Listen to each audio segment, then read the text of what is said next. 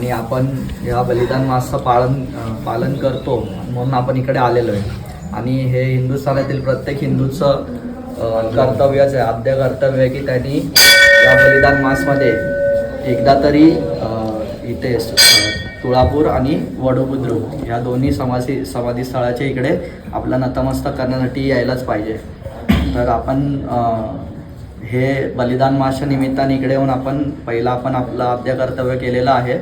असंच आपण बलिदान मास पाळून प्रत्येकाने काही ना काहीतरी एक गोष्ट सोडलेली आहे की आपल्या आवडीची वस्तू, आपल्या आवडीची पदार्थ किंवा आपल्या आवडीचं जे काही आहे ते आपण हा एक महिना बाजूला सोडून राष्ट्रीय सुतक पाळतो.